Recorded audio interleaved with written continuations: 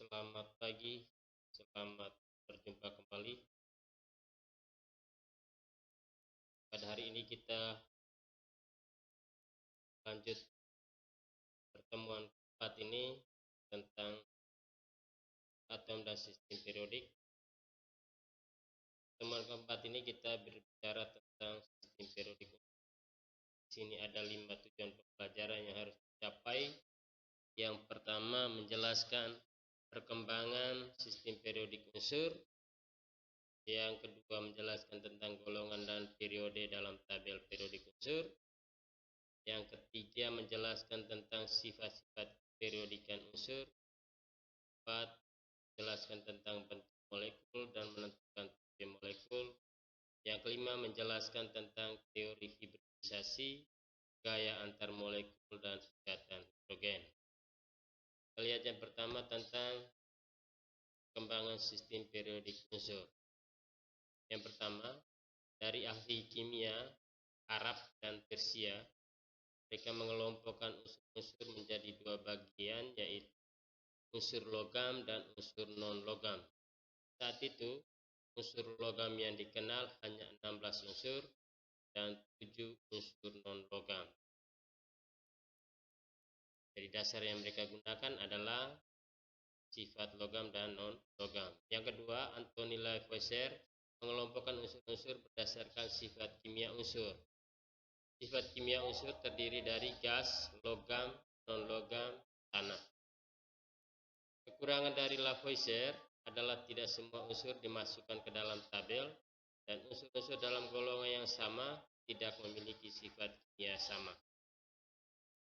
Jadi dasar yang digunakan Anthony Lavoisier adalah sifat kimia unsur. Ada 4 sifat kimia unsur itu, ada gas, logam, non-logam, dan tanah. Yang ketiga, John Wolfgang Dobereiner atau dikenal dengan triade Dobereiner, mengelompokkan unsur-unsur berdasarkan kemiripan sifat kimia dan sifat fisika unsur. Unsur-unsur dikelompokkan ke dalam kelompok 3 unsur yang disebut triade. Jadi kita lihat contoh di tabel ini, triadenya kalsium, strontium, dan barium. Ini masing-masing punya massa atom relatif 138. Dan 3 unsur ini berdasarkan triade tersebut, massa atom relatif unsur kedua, strontium, merupakan rata-rata dari massa atom relatif unsur pertama dan ketiga. Jadi rata-rata dari kalsium dan barium itu menentukan massa atom relatif strontium. 4 bagi 2 dapatnya 88,5. 88 ini merupakan massa atom relatif dari strontium. Yang keempat, John Alexander Reina Newlands atau Octave Newlands mengelompokkan unsur-unsur berdasarkan kenaikan massa atom relatif. Hukum Octave menyatakan jika unsur-unsur disusun berdasarkan kenaikan nomor massa atom, sifat unsur tersebut akan berulang pada unsur ke-8. Jadi pada unsur ke-8 sifatnya sama dengan unsur pertama. Kelemahannya hanya untuk unsur yang ringan dengan massa atom relatif yang rendah. Yang kelima, Dmitri Ivanovich Mendeleev mengelompokkan unsur-unsur berdasarkan kenaikan massa atom relatif.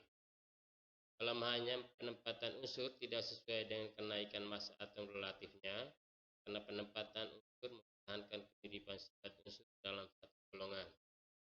Kelemahan yang kedua, banyak tempat kosong dalam tabel periodik yang belum terisi unsur. Pada tahun 1871, Mendeleev melengkapi atau menyempurnakan tabel dengan adanya golongan dan periode. Yang keenam, Lothar Meyer mengelompokkan unsur-unsur berdasarkan kenaikan massa atom relatif dan pengulangan atau keperiodikan sifat fisik dan sifat kimia unsur. Yang ketujuh, Henry G. J. Moseley mengelompokkan unsur-unsur berdasarkan kenaikan nomor atom dan kemiripan sifat. Jadi sistem periodik modern itu dikemukakan oleh Moseley dengan dasar yang digunakan adalah kenaikan nomor atom dan kemiripan sifat. Kita lihat yang berikut, golongan dan periode. Jadi dalam tabel sistem periodik itu dikenal juga golongan dan periode. Golongan adalah lajur vertikal dalam sistem periodik unsur dari atas ke bawah ya. Lajur vertikal. Ada 8 golongan utama, 8 golongan tambahan atau transisi dalam tabel periodik unsur. Yang kedua, periode adalah lajur horizontal dalam sistem periodik unsur. Horizontal berarti dari kiri ke kanan. Ada 7 periode dalam tabel periodik. Golongan dan periode dapat ditentukan berdasarkan konfigurasi elektron. Golongan ditentukan dengan jumlah elektron valensi, sedangkan periode berdasarkan jumlah kulit. Ini ada tugas rumah untuk pertemuan keempat ini, hanya satu tugas rumah ini. Tuliskan nama-nama unsur dalam golongan 1A sampai 8A. Jadi di pertemuan keempat ini hanya satu tugas. Tolong diselesaikan. Yang berikut sifat-sifat unsur. Unsur-unsur yang ada di alam dibedakan menjadi unsur logam, unsur non-logam, dan unsur metaloid. Sifat-sifat unsur diantaranya adalah titik didih, titik lele, dan kereaktifan.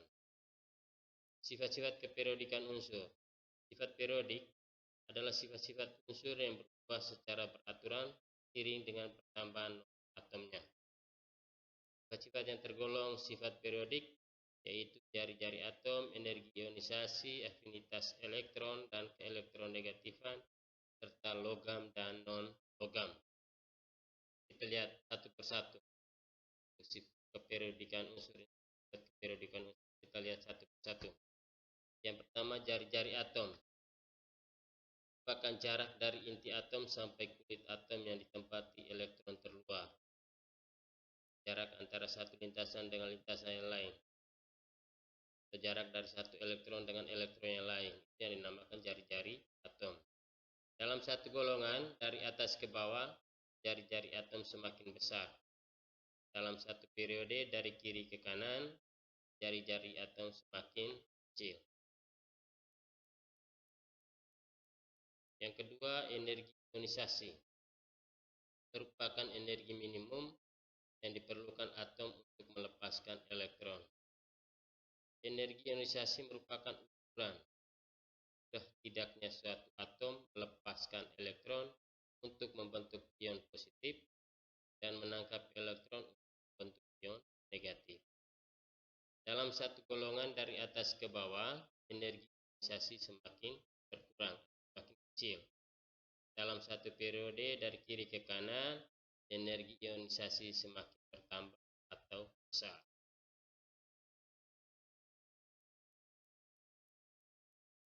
Yang ketiga, afinitas elektron. Merupakan besarnya energi yang dibebaskan saat atom netral dalam gas. Dalam satu golongan dari atas ke bawah, afinitas elektron cenderung berkurang atau semakin kecil. Dalam satu periode dari kiri ke kanan, afinitas elektron cenderung bertambah atau semakin besar. Yang keempat, elektronegatifan. Merupakan kecenderungan suatu unsur untuk menarik elektron hingga bermuatan negatif. Dalam satu golongan dari atas ke bawah, keelektronegatifan semakin berkurang, semakin kecil. Dalam satu periode dari kiri ke kanan, keelektronegatifan semakin bertambah atau makin besar.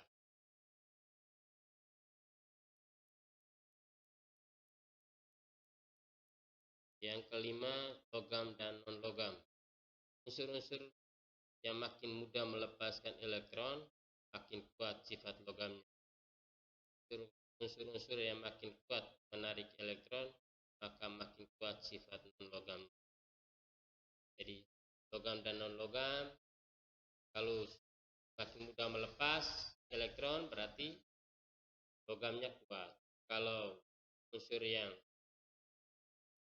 lebih kuat menarik elektron berarti sifatnya non-logam. lihat yang berikut tentang bentuk molekul. Bentuk molekul adalah kedudukan atom-atom dalam molekul. Untuk menentukan bentuk molekul harus menggunakan teori tolakan pasangan elektron valensi atau SPR. Urutan untuk menentukan tipe molekul. Ini langkah-langkah ya, langkah-langkah tipe molekul. Yang pertama menentukan atom pusat, kedua menentukan jumlah elektron valensi atom pusat, yang ketiga menentukan jumlah elektron yang digunakan atom pusat ikatan, yang keempat menghitung jumlah pasang elektron atau domain elektron bebas dengan rumus jumlah pasangan elektron bebas sama dengan elektron valensi atom pusat kurang jumlah elektron yang digunakan atom pusat ikatan dibagi dengan 2. Kita lihat tipe molekul yang ada di dalam tabel ini. Sudah jelas ya, di dalam tabel ini sudah jelas jumlah pasangan elektron ikatan. Kalau 4 ikatan, elektron bebasnya 0, berarti tipe molekulnya AX4 atau tetrahedra, artinya CH4.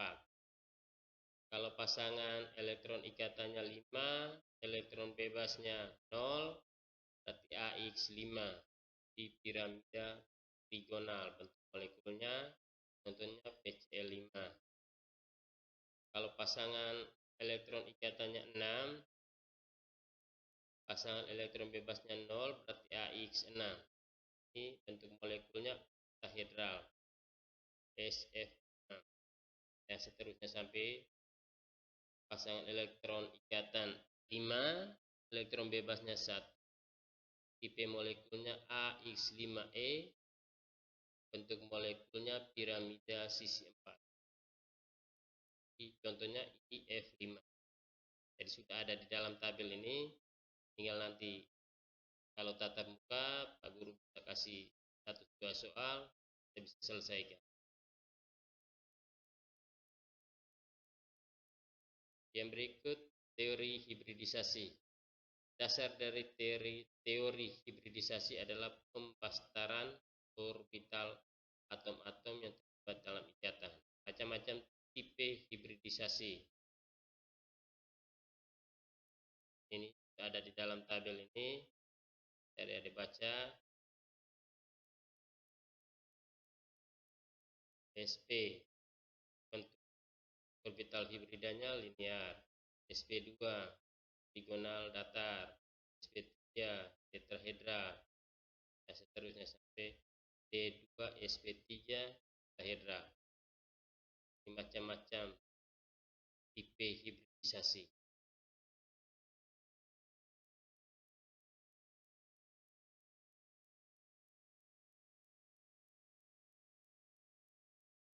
Yang berikut interaksi antar molekul dengan sifatnya. Gaya van der Waals.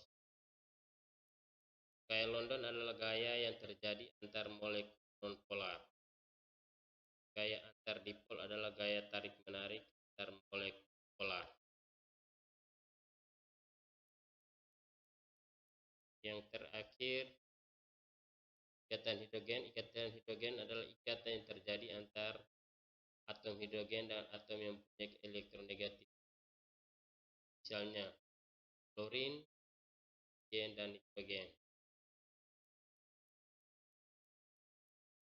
Jadi mungkin pertemuan keempat ini materinya sampai di situ. Ada satu nomor tugas tadi, tolong diselesaikan dan bisa dikumpul di hari Sabtu bersamaan dengan tugas terdahulu ya.